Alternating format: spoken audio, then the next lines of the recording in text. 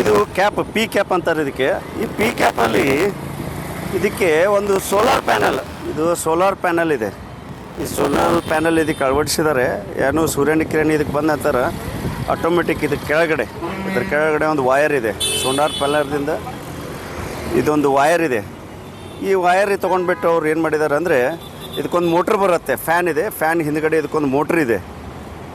ಈ ಮೋಟ್ರ್, ಇದು motor unit ಇದೆ. ಇದಕ್ಕೆ ವಯರ್ ಜೋಡಿಸಿದ ನಂತರ ಏನಾಗುತ್ತೆ, ಇದಕ್ಕೆ ಆನ್ ಆಫ್ ಬಟನ್ ಇದೆ. ಇದು ಫ್ಯಾನ್.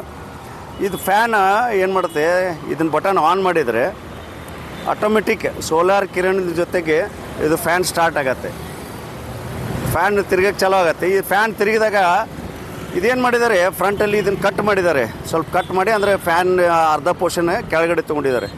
ಅದೇನಾಗುತ್ತೆ, ನಮ್ಮ ಹಾಕೊಂಡಾಗ ತಲೆಗೆ ಹಾಕೊಂಡಾಗ ಈ ಫ್ಯಾನ್ ಏನಾಗುತ್ತೆ, ನಮ್ಮ ಕಣ್ಣಿನ ಮೇಲೆ ಬರುತ್ತೆ. ಕಣ್ಣಿನಿಂದ ಒಂದು 2 ಇಂಚ್ ಹೊರಗಡೆ ಕಣ್ಣಿನ ಮೇಲೆ ಬಿದ್ದಾಗ ಕಣ್ಣಿಗೆ ಹಾಗೂ ನಮ್ಮ ತಲೆಗೆ ಹಾಗೂ ಮುಖಕ್ಕೆ ಗಾಳಿ ಬೀಸುತ್ತೆ. ತಂಪಾದ ಗಾಳಿ ಇರೋದ್ರಿಂದ ನಿಮ್ಮ ಬಿಸಿಲಾಗ ಏನು ಕೆಲಸ ಮಾಡೋಕ್ಕಾಗಲಿ ಏನಾಗಲಿ ಸ್ವಲ್ಪ ರಿಲ್ಯಾಕ್ಸ್ ಆಗುತ್ತೆ.